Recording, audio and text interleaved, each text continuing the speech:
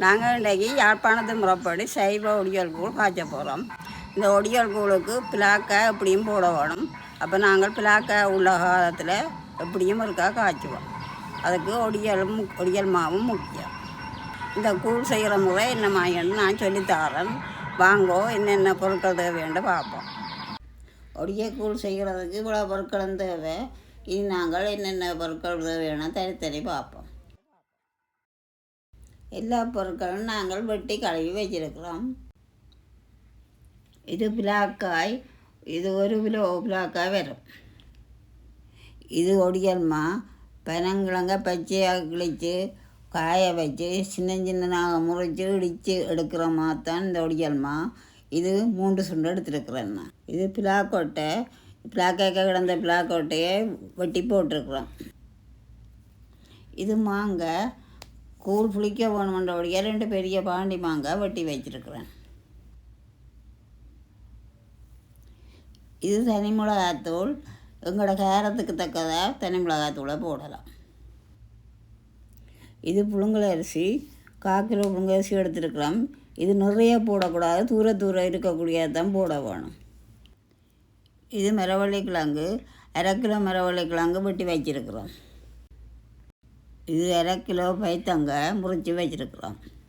இது உப்பு தேவையான அளவு போடுவோம். இந்த தேவையான பொருட்களை எல்லாம் கழுவி வச்சுருக்குறோம். இப்போ வாங்க நாங்கள் கூழ் செய்கிற முறையை பார்ப்போம். அடுப்பை மூட்டி தண்ணியை வைப்போம்.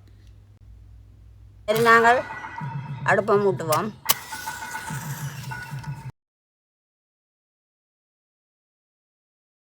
அடுப்பு மூண்டுட்டுது.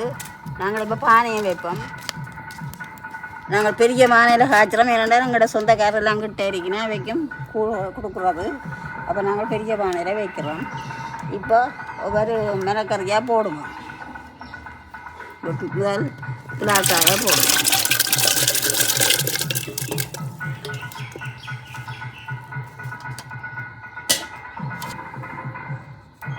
அடுத்தது பைத்தங்காயை போடுவோம்.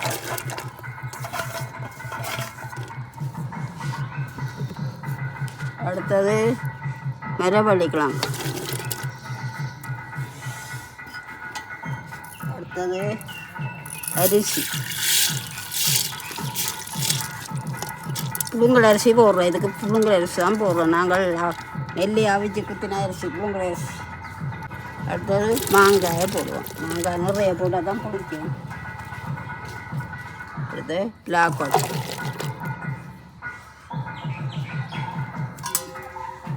சரி, இதெல்லாம் போட்டாச்சு. இனி அவிச்சத்தான் நாங்கள் மெத்தது போடுவோம். எல்லாம் இப்போ நாங்கள் எல்லா மிளகறியும் போட்டாச்சு.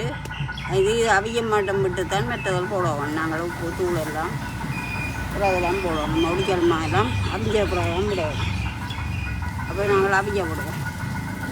நாங்கள் இதை மூடி விடுவோம். மூடி விட்டால் கெரிய அவியும் மூடி விடுவோம். இப்போ மிளகறி போட்டு அவிஞ்சு கொண்டு இருக்குது. நாங்கள் இந்த ஒடியல் மாவை பழைய மாண்ட காரம். அப்போ அதுக்கு நாங்கள் தண்ணியை விட்டு ஊற விட்டு கொஞ்சம் 2-3 தரம் தண்ணியாக ஊற்றணும் பிடிக்காது. அப்போ காராது, ஒரு கசப்பு இருக்கும். இப்போ இது புது மாவோ பழைய மாவோ தெரியாது. பழைய மாவை தெரிவினா புது மாண்டு. ஆனால் அப்படியே அப்போ நாங்கள் தண்ணியை ஊற்றுவோம். அதை என்னென்று செய்கிறோன்னு நான் செய்து காட்டுறேன்.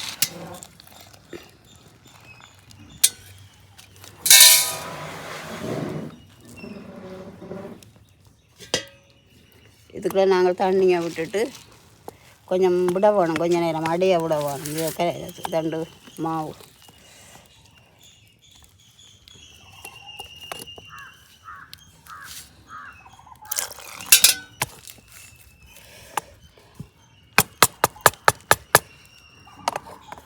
இப்படியே கொஞ்சம் நேரம் நாங்கள் விட்டால் அந்த அடைஞ்சு தண்ணி மேலே வரும். அது நிற தண்ணியாக வரும். அதை ஊற்றணும் முடியாது. கொஞ்சம் நேரம் விட்டுட்டு தான் ஊற்றணும். கூழுக்கு ஒடியல் மாவும் பிளாக்காயும் தான் முக்கியம். இப்போ நீங்கள் கிடைக்கிற நேரம் செய்து பாருங்க. நீங்கள் கொஞ்சம் நேரம் ஒரு 10 நிமிஷத்துக்கிட்ட விட்டுட்டோம். இங்கே பாருங்க, இந்த தண்ணி என்ன மாதிரி வருது, கலராக வருது. இந்த பழம் மாண்டா இப்படி வரும் மேலே. அப்போ அதை தெளித்து ஊற்றணும். பொடியால் ஊற்றுவோம். நாங்கள் இப்போ தெளிஞ்ச தண்ணியாக ஊற்றுவோம். இப்படி 2-3 முறை ஊற்றணும் விட்டு.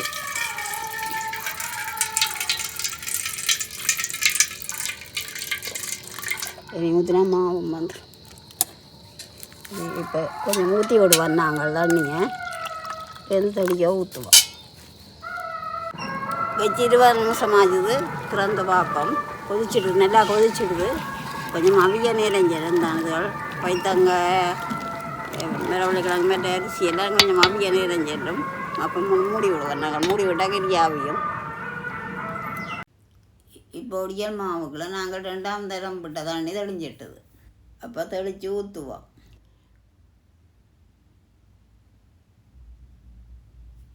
புதுமாண்டா இப்படி தண்ணி விட்டு தெளிக்க தேவையில்லை, அப்படியே போடலாம். திருப்பி தண்ணியை விட்டு விடுவோம், தெளியாட்டு. இப்போ வச்சு 1/2 மணி நேரமாக போச்சு. ஒரு கத்திரந்து பார்ப்போம்.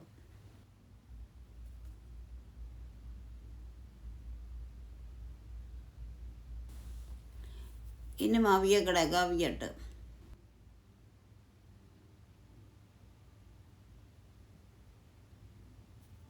அரிசியும் அவிய இல்லை, மிளகறிகளும் அவிய இல்லை. இன்னும் கொஞ்சம் நேரம் அவியட்டும்.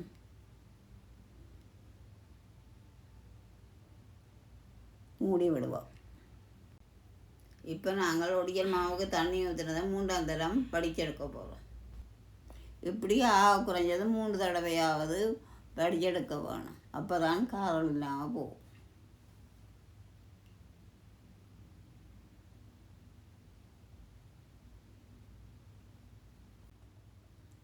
இப்போ 3/4 மணித்தியாலமாக போச்சு. பார்ப்போம் என்னம்மா இருக்குன்னு.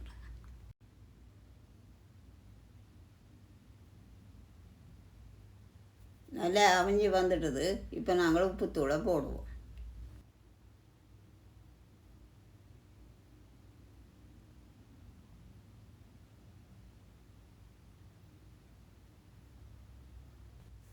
உப்பு ஓரளவு போடுவோம். பிறகு வேண்டாம் பார்த்து போடுவோம். தனி மிளகாத்தூள் 4 மேசக்கரண்டி போடுவோம். நீங்களும் உங்களை உரப்புக்கு ஏற்றபடி பார்த்து கூட்டி குறைச்சி போடலாம்.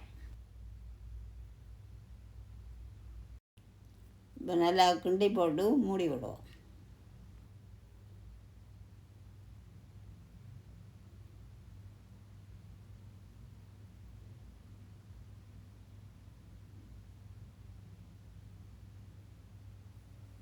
நாங்கள் ஒரு கத்திரந்து பார்ப்போம் என்னமாயாண்டு.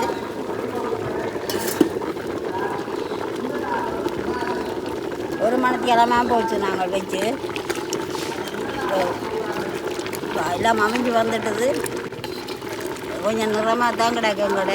ஆனால் நீங்கள் கொஞ்சம் குறைச்சி போடுங்க தூளை. உங்களோட காரத்துக்கு ஏற்றதான் போடலாம். ஆனால் கொஞ்சம் காரம் மேலே தான் நல்லா போகும்.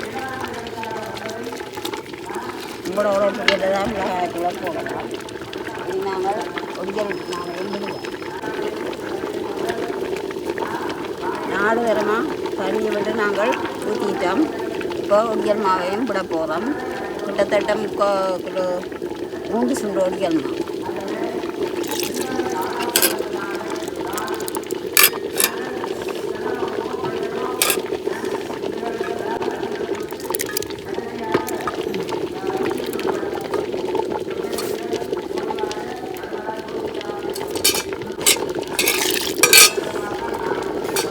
இது கடிக்கும். நாங்கள் தண்ணி விட்டு ஒடியல் மாவு போட கொஞ்சம் நேரம் சரியாக வேறு நினைக்கிறேன். தடிப்பாக இருக்குது. நாங்கள் தண்ணியை விட்டு விட்டால் கொஞ்சம் தடிப்பு குறைவாக.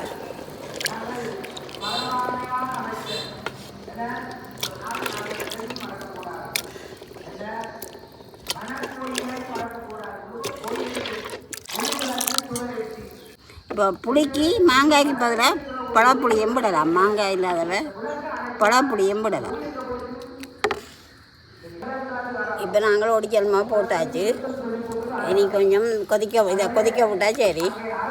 எங்களோட கோயிலில் திருவிழா நடக்குது. அப்போ மந்திரங்கள் மேளச்சத்தம் எல்லாம் கேட்குது. பிரசங்கம் நடக்குது. அதுகளும் கேட்கும். அதுக்கு மேலே தான் நான் சொல்கிறேன். என்ன ஒன்றும் செய்யாது. ஒரு மாதிரி அட்ஜஸ்ட் பண்ணி கேளுங்க. சரி, 1/2 மணித்தியாலம் ஆச்சுது. நல்லா அவிஞ்சிட்டுது. வக்குவோம்.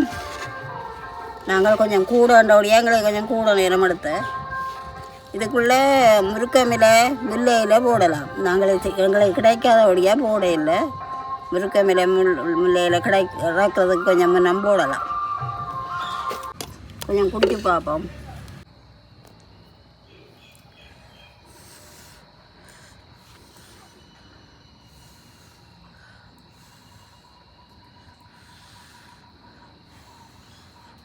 சுடுவது அது டேஸ்டாக இருக்குது. உரைப்பில்லைங்கன்னா காரு